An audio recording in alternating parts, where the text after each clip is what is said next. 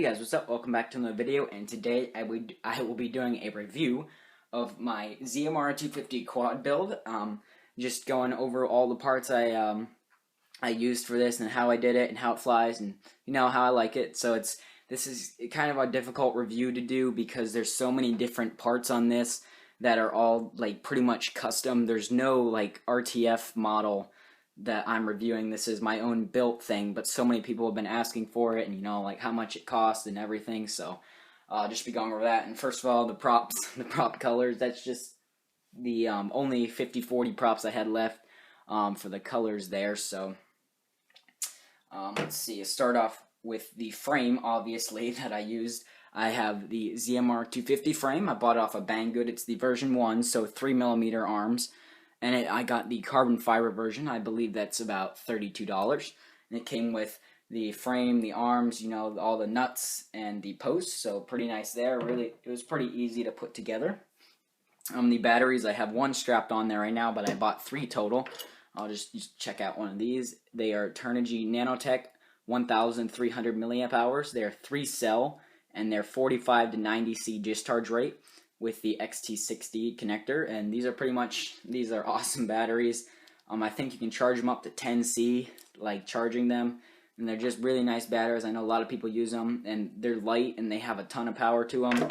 So versus like say a lot of people use 2200s, but then your quad will be really slow and sluggish, which is what you don't want. I used a power distribution board. Bought this separately. I used the Diatone. I'll link it below. I'm not sure the exact model or name of it, but it's a Diatone one. It says in the back here, you can't see it, but and all these solder joints are covered with liquid electrical tape.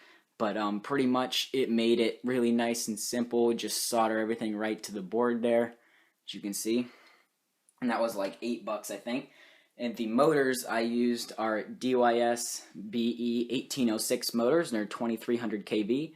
They're about $10 each, and I've had good experience with them. No duds or anything, so, and they do pretty good power. And just quick on the props, they are Gemfan 5040s as of right now.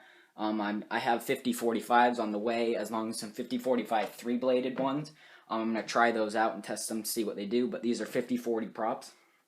The ESCs I have, they are Afro 12-amp ESCs, another like $10 a piece, and they're just heat shrinked. I have heat shrink. I bought 19.1mm heat shrink off of Banggood, and they're just heat shrink to the arms there. It keeps them nice and protected and clean, hides them away, and I really like the way that looks. And the heat shrink also has adhesive inside of it, so it sticks to them even more, so they're not going anywhere. Let's see, the battery straps that I have up here, they're just simple Turnigy ones. I bought off HobbyKing. They're like $1 each. And I have one on my Mobius and one on the battery, and they're not great, they're only $1 though, so what do you really expect? The receiver, I have got a list of things to go through. This is going to be a long review. The receiver is in there under the Naze board, and it's the FrSky D4R2. That's pretty, it was, I don't know, like $20 I think. And then I have that bound up. This the radio I got is the Turnigy 9XR. And then for the module I have in the back is the FrSky DJT module, and that works great. I think it gives like a mile of range, so no range issues. I think it's like 2 kilometers or something. So great range. I really like that. Really simple receiver. Just don't plug it in backwards.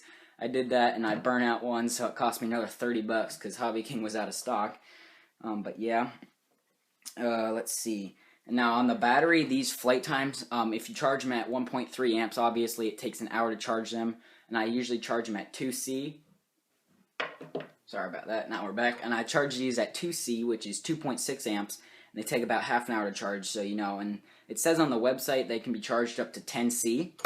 And now flying like this, like you see it here with my Mobius strapped on, I was getting, doing just, easy flying, not just hovering, but not like, full out punching it and stuff.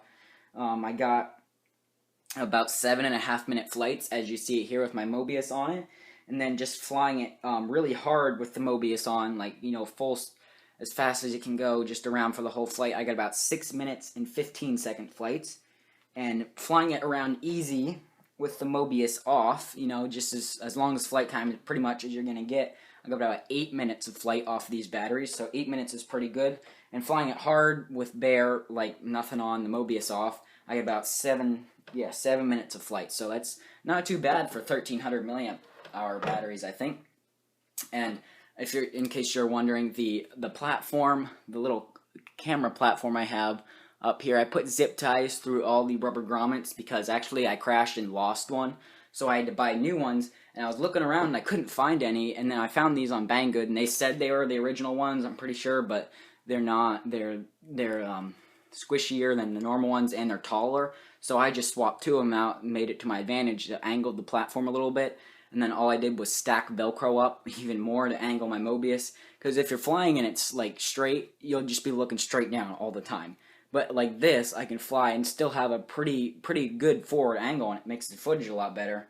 And now I'm not sure if because of these squishier rubber balls there, but the camera now has some jello to it. Before it didn't, but ever since I switched those out, it has some more jello to it, which is really weird. And I have crashed this a couple times. I've broken probably 2 sets of props, and none of the arms are broken. I know everyone complains, oh, the arms are so thin and stuff, but nothing, barely even scratches, just a little bit of mud. And underneath here I have some Banggood LEDs from Banggood, little strips. The ones in the back are red, ones in the front are green. I'll plug it in here just to show you it. Here the ESCs turn on. And then back here I forgot to say it, but that's my LiPo buzzer and antenna mount holder I got from HobbyKing and Banggood. And I just hot glued them together and then put Velcro down, so they're just Velcroed down together. And that works really well. That's how I know when to land, because there's no low voltage cutoff. I don't have it set up at least. And I have this set to 3.5 volts when it starts buzzing me. So that's what I have it set to based on my flight times. And as you can see, I'll show you the LEDs. You have the red and green, and those green are really bright. Like, even the red are bright, but the green are so bright. You can see both colors way up in the sky, at least like half a mile away. I don't know, but these LEDs are really great. I've had no problems whatsoever with them. And then in the middle there, I forgot to say, but the flight controller I'm using is the Naze 32 board. And I just have that set in there. And then I have all my ESCs. I'm using CPPM. So I just soldered the 3 little leads on that go to receivers. So there's only 1 wire needed. And for the transmitter here, it's, like I said, it's the Turnigy 9XR Pro. And I have the LiPo that comes with it. Well, it doesn't come with it, but it's made for it in the back there.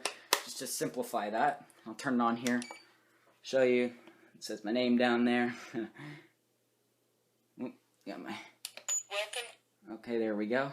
It says welcome. I think it's supposed to say welcome to the Turnigy 9XR. Easy start, but mine doesn't say that. I don't know. I haven't had any problems like with it like that, but other than my right stick sometimes the gimbal sticks, which is, I don't like that at all. It's actually caused a few crashes because I've let go, expected it to level, and it just smashed it in the ground because the stick is held up like that, which is really weird. And sometimes the throttle also does that. And if you're wondering, I programmed a switch to arm the motors. I set it up here on this gear switch. My throttle's down. I put it up on this gear switch, so as you can see there. So I can arm my motors like that. Down is not armed, up is armed. And then on this 3-position switch, I set up my modes. So all the way up is full self-leveling mode. In the middle is horizon mode, where it will self-level, but if you give full input, it'll flip over. And all the way in the bottom is full manual rate mode. So that's how I have that set up. I don't have any of the other switches to do anything else. And then down here, I just put in the ZMR250 and the name of the model. I just thought that was interesting. Let's unplug the quad here. Let's turn that off. And now I haven't had any of the ESCs. I've had no problems with any of that. They don't get hot. They don't even get warm, even after a hard flight. The motors, nothing. They're not even warm after full power. So that's really nice. And I did have one really hard smack into the ground. Actually, when I was flying in rate mode, and I doubt you'll be able to see it, but there is a little crack back here in the power distribution board, like not a full crack, but like a stress mark. and that actually goes straight through some of the lines. You can see the power lines where the current flows. That made no difference at all, and it still flies perfectly. The camera footage is really nice, and I had my stepdad drive down the road and me fly next to him, and he was in the car, and try to match my speed with it, and it topped out about 40 to 45 miles an hour. So this thing has some speed to it, and I'm really excited. And now the big question that everyone wants to know is, how much did it cost?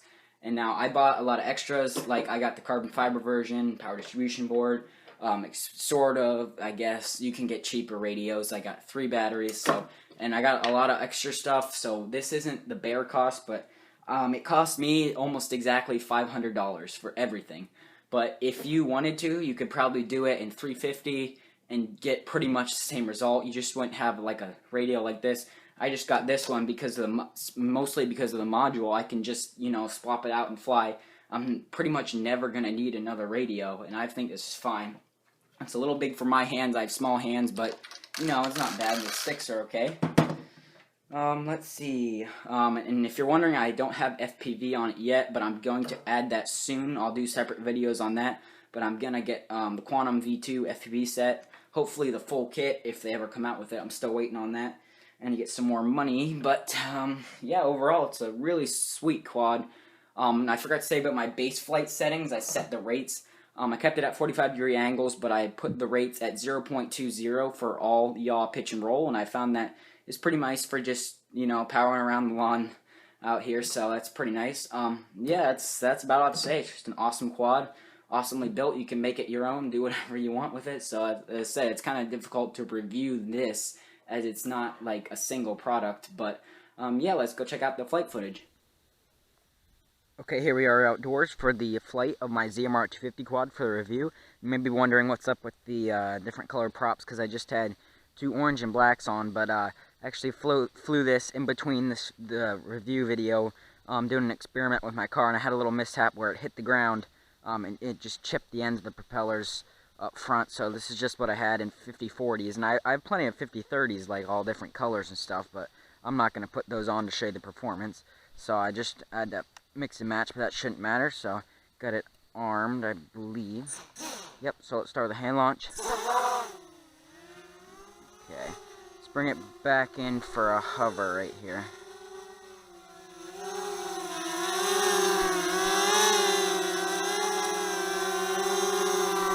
Walk around it. You can see it's super stable.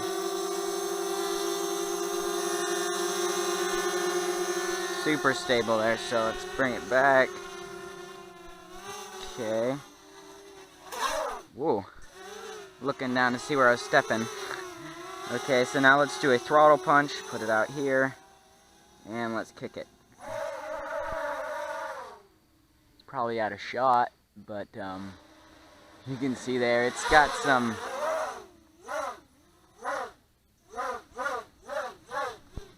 kick to it. So let's bring it down for a landing right here. I'm going to do this. I was thinking about it. Oh man, that was terrible. That was awful. Maybe that'll make up for it. But as you can see, this thing, it just takes off. And even in my big yard, like field here, this thing still wants more space. You can see it's just crazy. Start right off with the fast stuff. In case you're wondering, I'm flying in angle mode, and I have the rates in base flight at 0.20 on all the rates, which I think gives me good response, and I like it like this. I don't really fly pretty much any other way than besides this right now. You can see this thing just rips. And this is cheap electronics too. And like I said, I had my stepdad drive the car next to it on a straight road, and it was about 40 miles an hour it could do. So let's bring it in. I'll show you the yaw that I have set up on it. And now, like I said in my review earlier, everything is pretty much completely configurable. So that's just the yaw that I have selected.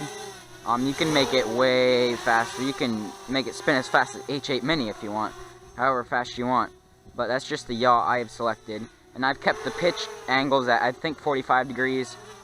And that's the 0.20, the responsiveness it gives you. So I like that, the way it is. Let's do a funnel here.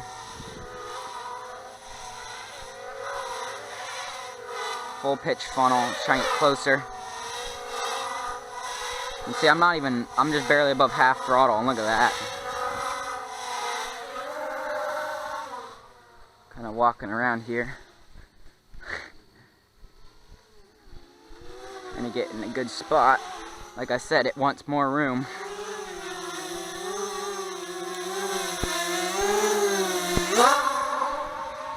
The wind coming off of that is crazy.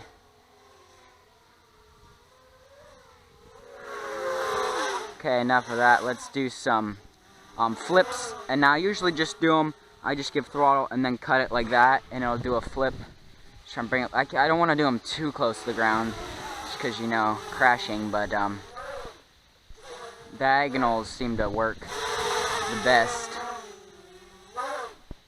because there's 3 motors that'll flip it over. So as you can see there, and then if you take it up higher, you can do doubles and triples, however many you want. Those orange and green black props make it look really weird, but whatever, flies great. Put it into horizon.